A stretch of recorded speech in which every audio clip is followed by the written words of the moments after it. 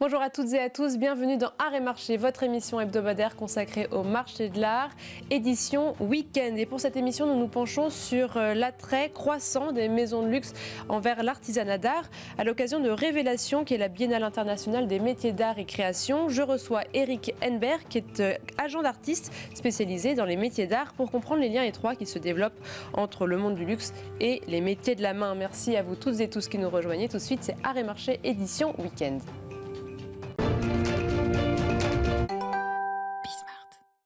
Les métiers d'art sont à l'honneur à l'occasion du salon Révélation, Biennale internationale des métiers d'art et création. Je suis ravie d'être en compagnie d'Eric Henneberg, qui est agent d'artiste spécialisé dans l'artisanat d'art, pour comprendre les liens étroits qui se tissent entre le monde du luxe et les métiers de la main. Bonjour, merci beaucoup d'être avec nous. Merci de nous recevoir.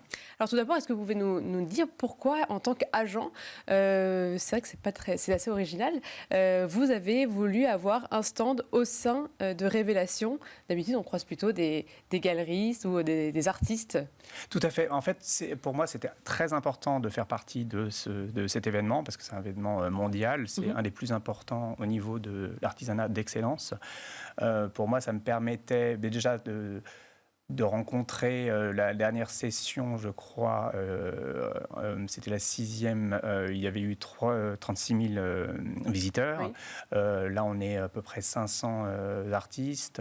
Voilà, il y a 35 pays représentés. Exposants, etc. Exactement. Donc moi, c'était important d'être là, de présenter 6 artistes et surtout pouvoir travailler, présenter mon métier, expliquer aux clients quelle est ma démarche voilà, en tant qu'agent d'artisan d'art. Oui, c'est ça, votre objectif principal, c'est de faire de la pédagogie, parce que c'est vrai que peut-être que tout le monde ne connaît pas, ne sait pas qu'il y a des agents d'artisans d'art qui existent. Tout à fait, en fait, parce que la plupart peuvent aussi confondre avec une galerie. Moi, je n'ai pas vraiment, comme je disais, la même démarche. Moi, ce qui est important, c'est vraiment d'accompagner l'artiste, lui trouver évidemment des contrats avec des clients. En général, c'est 80% des décorateurs d'intérieur, des marques de luxe, mais je suis là aussi pour relire les contrats, le suivi de production, organiser des expositions, ben là c'est Révélation, mais par exemple j'expose régulièrement à l'Hôtel de Crillon.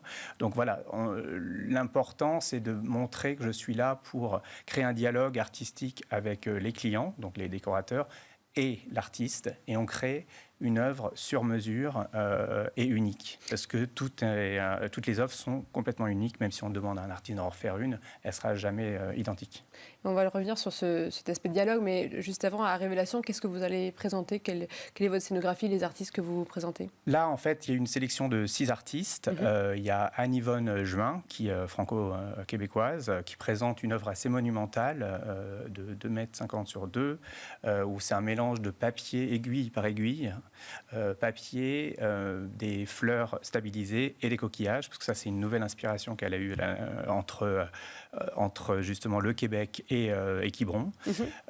Ambre Cardinal qui présente elle travaille sur des bijoux d'espace, donc moi je trouvais que c'était important de sortir par exemple d'un mural ou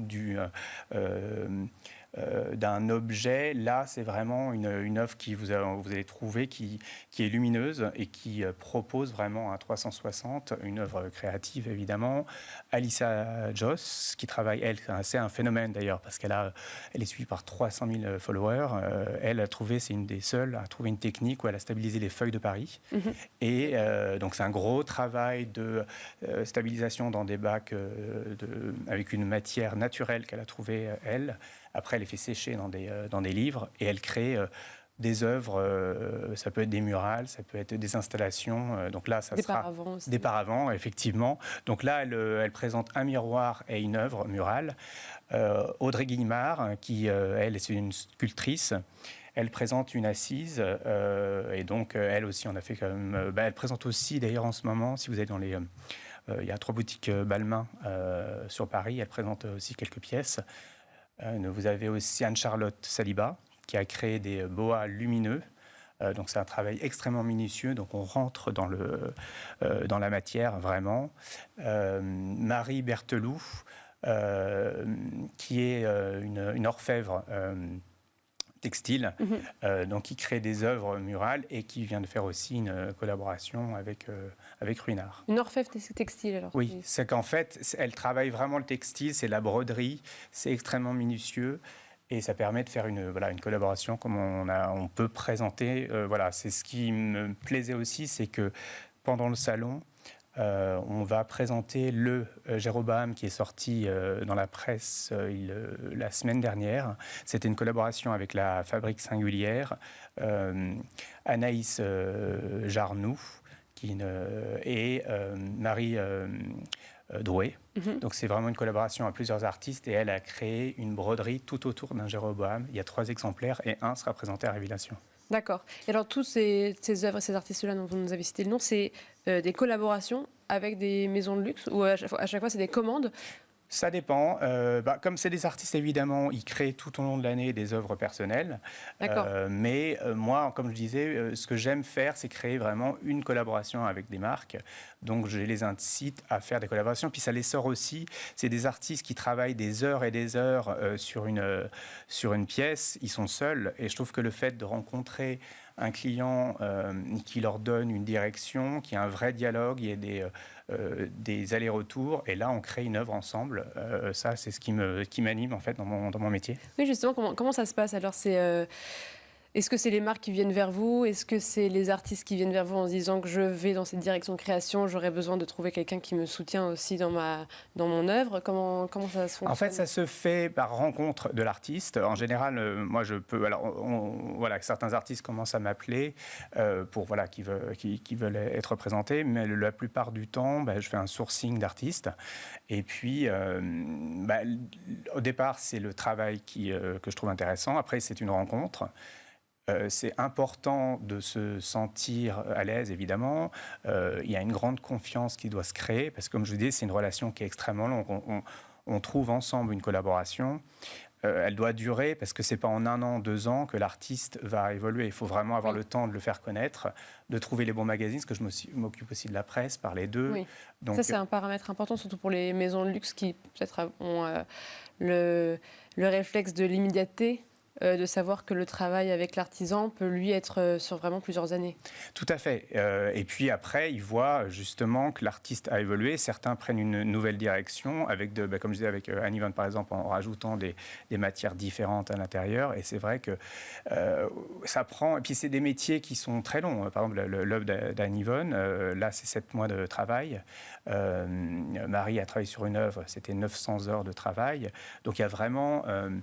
le travail de la main prend du temps, c'est de l'excellence, c'est du sur-mesure, donc forcément, et c'est du très haut de gamme. Moi, c'est important, tous mes artistes, les mots importants, c'est la matière, on recycle un maximum, et puis toutes les œuvres doivent être brutes, mais elles paraissent extrêmement haut de gamme. Donc ça, c'est vraiment la ligne de la direction de l'agence. Mais parfois, il y a des maisons de luxe qui viennent vous voir aussi pour vous dire on a cette demande. Est-ce que vous auriez un artiste qui pourrait répondre à ça? Tout à fait. Alors, il y a certaines marques nous appellent directement par un artiste parce qu'ils ont entendu justement dans la presse, à la télé ou sur Instagram. Quelquefois, certaines marques, par exemple Boucheron, m'avaient appelé et j'ai trouvé... j'ai été l'intermédiaire avec une artiste, céramiste, et donc on a pu vendre une pièce pour une boutique en Corée. Donc vraiment, c'est ce que j'aime aussi dans ce métier, c'est que c'est assez changeant. Chaque projet est différent, et puis c'est vrai que moi j'aime beaucoup apporter, justement comme agent, j'ai évidemment ces artistes que je représente, mais j'ai une partie sur mon site, par exemple, Eric's Choice, où c'est des artistes que je suis, que je ne représente pas forcément, mais je peux être apporteur d'affaires. Donc ça permet de répondre à beaucoup de demandes et puis proposer d'autres personnes et pas dire je suis vraiment que... Alors évidemment, les artistes que je représente, je fais tout pour eux. Et ce qui est important pour moi, c'est les laisser créer et moi de m'occuper de tout le reste, les contrats, L'artiste crée et moi je m'occupe du reste. Et du côté des commanditaires, est-ce qu'il y a des demandes qui reviennent régulièrement, un intérêt majeur, peut-être soit une matière, soit une technique, soit un sens apporté à l'œuvre? Le sens, comme je disais, effectivement, pour revenir à Ruinart par exemple, ce qui était important pour eux, pour le studio Ruinart, c'était de réutiliser les matériaux existants. Donc Marie Berthoulou a réutilisé par exemple les coiffes, les muselets. Donc les muselets, elle les a complètement défaits. Hein. Là, on a créé des cantilles qui sont dans cette œuvre que vous pouvez voir actuellement au Grand Palais. Donc chaque projet est différent. Pas Ambre Cardial, mais Audrey Guillemard, on a fait une collaboration aussi avec Sessoun. Elle a créé des pièces plus fonctionnelles, une assise. C'est vraiment de la pièce unique ou un événement. Donc chaque projet est vraiment différent.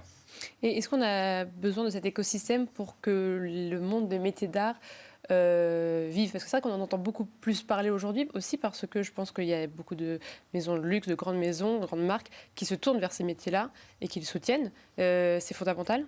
C'est indispensable. C'est pour ça que Révélation est important aussi. La plupart des artisans le seul moyen de se faire connaître, c'est Maison et Objets, Révélation, qui font partie des ateliers d'art de France. Et donc ça, c'est leur façon de présenter des œuvres, mais c'est vrai que là, moi, je suis un nouvel intermédiaire justement pour proposer aux marques et les faire travailler régulièrement parce que souvent, ils sont isolés, ils ne sont pas forcément à Paris et puis ils n'ont pas le temps d'aller voir les clients. Donc moi, je suis là pour aller voir les clients, négocier et après, de toute façon, tout se fait en dialogue avec eux. La direction, c'est avec eux. On va travailler pour cette marque-là pour une certaine raison. On va travailler avec une autre où on va faire cette exposition, évidemment, gratuitement parce que le projet est intéressant.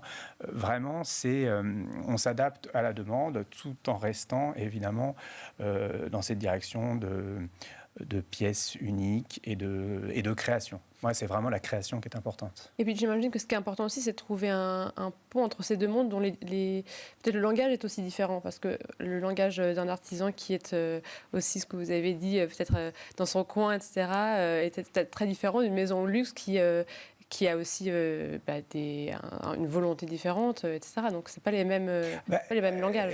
C'est une très bonne question, parce qu'effectivement, c'est pour là aussi que je suis là pour faire des étapes. On doit travailler sur des étapes, donner un planning à une marque, être capable de dire, voilà, on a fait une première création, et à ce moment-là, vous nous validez, parce qu'effectivement, c'est des grosses marques, donc il y a beaucoup de marketing, il y a beaucoup d'équipes, tout est très normé.